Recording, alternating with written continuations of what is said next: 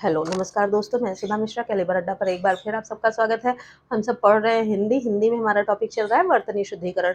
तैयारी हो रही है आरओ की, और हम सब आरओ के साथ ये सारे जो कंटेंट हैं, यूपीएसआई बंद दरोगा, TET, super TET, C TET, ट्रीट, एसटीटी, बीटीटी, सुपर टेट, सभी में ये कंटेंट आते ही हैं। पेट का एग्जाम ले लीजिए, SSC, UPSC, UP triple SC, D triple SP, सारे एग्जाम में ये सारे कंटेंट आते ही आते हैं। तो इसलिए आपको सब ये चीज़ें पढ़ना ज़रूरी है। नोट्स आप बनाते रहिए, जैसा आपको हर वीडियो में मैं बताती हूँ। नोट्स के बिना आपकी तैयारी अधूरी है, क्योंकि नोट्स बनाएंगे, एक बार आप लिखेंगे, एक बार पढ़ेंगे और एक बार आप वीडियो देख रहे हैं, तो 3 बार आपका ऐसे ही रिवीजन होता जा रहा है। तो रिवीजन जितना करेंगे उतना आपके माइंड में चीज़ें सेट होती जाएंगी, चीज़ें सेट होंगी, वो आपके माइंड में फीड रहेंगी, ज़्यादा देर तक बनी रहेंगी। इन कंपैरिजन आप एक बार पढ़ते हैं तो चीज़ें दिमाग से आउट हो जाती हैं, थोड़ी देर दिन बाद वॉश आउट रहती हैं। तो इसलिए आप नोट्स बनाते रहिए। चलिए स्टार्ट करते हैं। जो वर्तनी शुद्धिकरण का टॉपिक चल रहा था, बहुत तरह की वर्तनियाँ जो हमसे अशुद्ध होती हैं, उनके साथ-साथ आज हम अपना कंटेंट स्टार्ट करेंगे समास संबंधी अशुद्धियाँ। समास में जब हम किसी शब्द का समास विग्रह करते हैं, तो शब्द अलग और उससे क्या अर्थ निकलता है, उन दोनों चीज़ों को हम पढ़ते हैं। तो जब दोनों चीज़ों को पढ़ने के बाद हम उसके लिए एक शब्द बनाते हैं, तो वहाँ हमसे अशुद्धियाँ हो जाती हैं। और अशुद्धियाँ होने के साथ हम जो हमारे दिमाग में बातें आती हैं, जो हम बातों को सोचते हैं या बोलते हैं, उन्हीं को हम लिख डालते हैं, और लिखते हैं तो वो हमारी वर्तनी गलत हो जाती है। इसी तरह एग्जाम में उन चीज़ों को देखने पे हमें कन्फ्यूजन क्रिएट होती है, और वहाँ पे हमारे आंसर गलत हो जाते हैं। तो कुछ मैं आपको वर्तनियाँ दे रही हूँ। सारी वर्तनियाँ तो आपको नहीं दे सकती, पर कोशिश कर रही हूँ जो एग्जाम में आएंगी ज़्यादा से ज़्यादा वही वर्तनियाँ आपको दूँ। तो ये अशुद्धि आपसे ना हो, इसके लिए इनको आप हमारे साथ पढ़िए। चलिए स्टार्ट करते हैं। पहला शब्द हमारा है उन्नतशील। हम कहते हैं कि उन्नत के लिए जो अग्रसर हो या उन्नत के लिए प्रयासरत हो, तो उसको क्या कहते हैं? उन्नतशील। उन्नत के लिए प्रयासरत या अपना शील या अपना वो कर्म कर रहा है या आगे बढ़ने की कोशिश कर रहा है। तो उन्नतशील गलत होता है उन्नति। जब वो उसका समास हम जोड़ते हैं तो क्या बन जाता है? उन्नतिशील। इसलिए उन्नतशील गलत है और उन्नतिशील सही है। ऐसे ही निर्दोषी। निर्दोषी कुछ नहीं होता है, निर्दोष होता है। ठीक? दोगुना जब एक कोई सामान हमारे पास है, उसका डबल हो जाता है, तो हम क्या कहते हैं? दोगुना। उसका दोगुना ज़्यादा हो गया, दोगुना बढ़ गया, तो हम दोगुना बोलते हैं, तो दोगुना लिख लेते हैं, जबकि सही वर्तनी क्या है? दुगुना। ठीक है? ऐसे ही सौभाग्यशील कुछ नहीं होता है, सौभाग्यशाली होता है। ये लिखने में हमसे गलती हो जाती है। और ऐसे माता का भक्त, माता भक्त हम लिख देते हैं, तो माता भक्त गलत होता है, मातृ भक्त हो जाता है। ऐसे ही पिता भक्त का पितृ भक्त हो जाता है। ठीक है? दोपहर, जब दिन के दोपहर बीत गए हों, तो उसको हम दोपहर लिख देते हैं, जबकि दोपहर गलत है, दोपहर हमारी सही वर्तनी है। ठीक है? 3 गुना, ऐसे जैसे 2 गुना था, वैसे ही 3 गुना भी गलत है, तिगुना उसको लिखते हैं। कृतघ्न, उपकार को जो ना माने क्या कहते हैं? कृतघ्न कहते हैं, जबकि हम कृतघ्नि हम किसी व्यक्ति के लिए हम उपयोग में ले आते हैं, जबकि कृतघ्न सही है। ऐसे ही निरपराधी गलत है, निरपराध सही है। निर्भयी गलत है और निर्भय सही है। तीन रास्ते हों जिसको, उनको हम तीन राह बोलते हैं आमतौर पर, और वही लिख देते हैं, जो कि पूरी तरह गलत है। तिराहा सही है। और शांतमय गलत होता है, शांतिमय सही होता है। विद्वानता, जिसके अंदर विद्या की अधिकता हो या ज़्यादा विद्या जानता हो, विद्वान हो, उसके लिए हम जब प्रयोग करते हैं तो विद्वानता प्रयोग कर लेते हैं, जो कि पूरी तरह गलत है। विद्वता सही होता है। ऐसे ही महानता गलत होता है, महत्ता सही होता है। मूसलधार गलत होता है, मूसलाधार सही होता है। और यथाविधि, विधि के अनुसार, जब हम इसमें अव्यय जोड़ते हैं विधि के अनुसार में, तो यथाविधि कह देते हैं, तो यथाविधि नहीं होता है, यथाविधि होता है। ठीक है? सर्वोत्तम गलत होता है, सर्वोत्तम सही होता है। ठीक इसी प्रकार सगुणी गलत होता है, सगुण सही होता है। 4 राह, जैसे 3 राह था, वैसे ही 4 राह जिसके हों, 4 राह गलत होता है और चौराहा सही होता है। ठीक इसी प्रकार अष्टवक्र, जो 8 वक्र में मुड़ा हुआ हो, उसको हम क्या कहते हैं? अष्टवक्र कहते हैं। जबकि जब हम इसका समास हम बनाते हैं, तो क्या होता है? अष्टावक्र हो जाता है। जैसे मातृभक्त था, उसी तरह पिता की भक्ति करने वाला पिता भक्ति नहीं होता है, मित्र भक्त होता है। और दृढ़ व्रत, जिसने अपना दृढ़ संकल्प ले लिया, कोई व्रत ले लिया हो तो उसे दृढ़ व्रती नहीं कहते हैं, दृढ़ व्रत कहते हैं। ठीक है, तो ये हमारी समाज संबंधी जो अशुद्धियां होती हैं वो हो गई। मोस्ट प्रोबेबली आपकी इसी में से वर्तनी आ जाएंगी। इसके अलावा कुछ और भी अशुद्धियां आती हैं हमारी प्रत्यय संबंधी, और जो भी इस तरह की अशुद्धियां हैं वो मैं आपको अभी लिखाऊंगी। इसको आप पहले नोट डाउन कर लीजिए, एक एक बार पढ़िए, नोट डाउन करिए। अगर आपके पास अभी टाइम नहीं है तो आप स्क्रीनशॉट ले सकते हैं, बाद में आराम से इसको नोट डाउन करिएगा।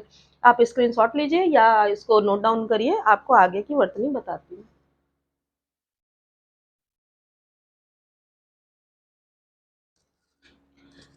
देखिए, जहाँ हम बात करते हैं उपसर्ग संबंधी अशुद्धियाँ, जब हम कुछ चीज़ लिखते हैं तो उपसर्ग संबंधी अशुद्धियाँ हो जाती हैं। खास तौर पे ये अशुद्धियाँ कब होती हैं?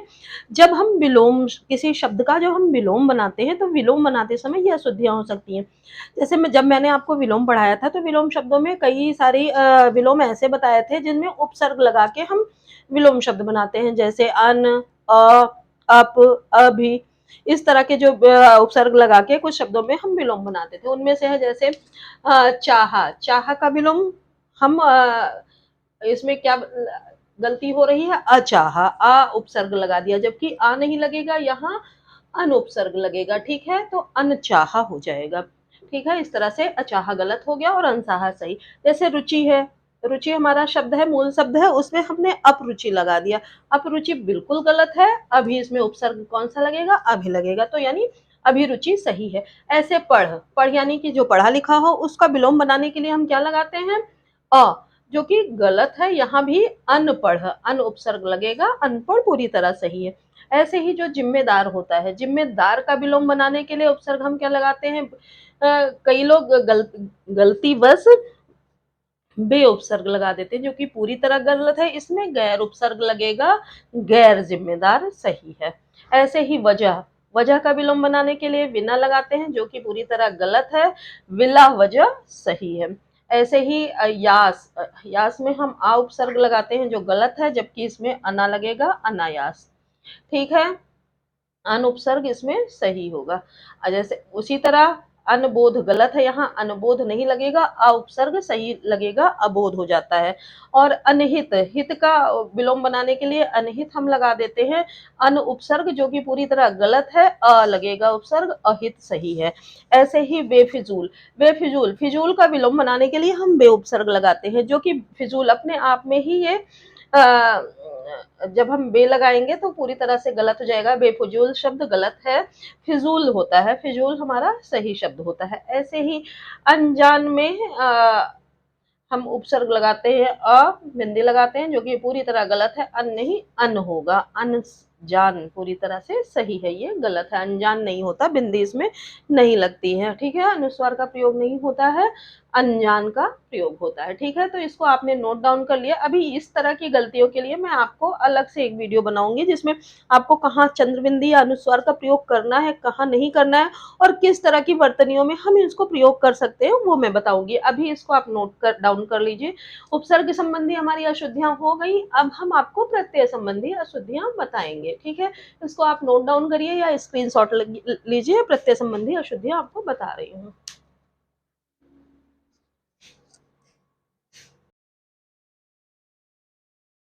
देखिए, अभी हमने उपसर्ग संबंधी अशुद्धियां पढ़ी। अब जो अशुद्धियां हमसे प्रत्यय संबंधी होती हैं ज्यादातर, वो मैं आपसे डिस्कस करने जा रही हूँ। प्रत्यय जो किसी शब्द के बाद में जुड़ता है, उपसर्ग शब्द से पहले जुड़ता है, शब्द के बाद में। ठीक, ऐसे कवि, कवि का जब हम स्त्रीलिंग बनाते हैं तो कवित्रणी कर देते हैं, जो कि गलत है, कवित्री सही होता है। कई बार एग्जाम में आया, इसको हर हाल में आप पढ़ लीजिएगा। कई बार ये हम जानते हैं, देखते हैं, मैं आपको पढ़ा रही हूँ, आपके दिमाग में भी है, पर वहाँ इस तरह से लिख जाएगा कि आपको कंफ्यूजन हो जाएगी। तो इसको कई बार लिखने का अभ्यास जरूर कर लीजिए। कई बार एग्जाम में आया है और हर तरह के एग्जाम में ये आ चुका है, चाहे टेट हो, सुपर टेट हो, सी टेट हो, ट्रिपल एस सी हो, यूपीएससी हो, एसएससी हो, पेट हो, सभी एग्जाम में ये आ चुका है। ठीक, भुजंगिनी, भुजंग का में प्रत्यय जुड़ा नी, तो भुजंगिनी लगाया गया, जो कि गलत है, भुजंगी सही है। कोमलांगिनी गलत है, कोमलांगी सही होता है, कोमलांगिनी कुछ नहीं होता है। इसी तरह अध्यापका, अध्यापक में हम आ प्रत्यय जोड़ देते हैं तो अध्यापका बनाते हैं, जो कि पूरी तरह से गलत है, अध्यापिका होता है। इसी तरह सम्राट का सम्राटिनी बनाते हैं, जो कि गलत है, साम्राज्ञी होता है। अनाथिनी, अनाथ का अनाथिनी बनाते हैं किसी स्त्रीलिंग के लिए, जो गलत होता है, अनाथा सही होता है। ऐसे ही श्वेतांगिनी बनाते हैं, श्वेतांग का, वो भी गलत है, श्वेतांगी सही होता है। चतुरणी गलत होता है और चतुरा उसके लिए सही शब्द है। विहंगिनी गलत होता है, विहंगी सही शब्द है। ऐसे ही गोपिनी गलत होता है, गोपी सही शब्द होता है। ठीक है, तो इस तरह से सही वर्तनी क्या होती है, मोस्ट प्रोबेबली इसी में से आ जाएंगी, या इसी तरह की हम शब्द बनाते हैं। आप जितना पढ़ते जाएंगे उतना आपको अभ्यास होता जाएगा, आपसे गलतियां कम होंगी। ठीक है, तो आप पढ़ने का ज़्यादा से ज़्यादा प्रयास करिए, और वीडियो आप बार बार फास्ट मोड में लगा के भी देख सकते हैं, तो उससे चीज़ें आपकी जल्दी जल्दी रिवाइज होती जाएंगी। ठीक है, और आप नोट डाउन करिए। वीडियो अगर पसंद आया हो तो आप लाइक सब्सक्राइब शेयर करिए। कोई डाउट्स आते हैं तो कमेंट सेक्शन में जरूर मेंशन करिए, आपके डाउट क्लियर किए जाएंगे।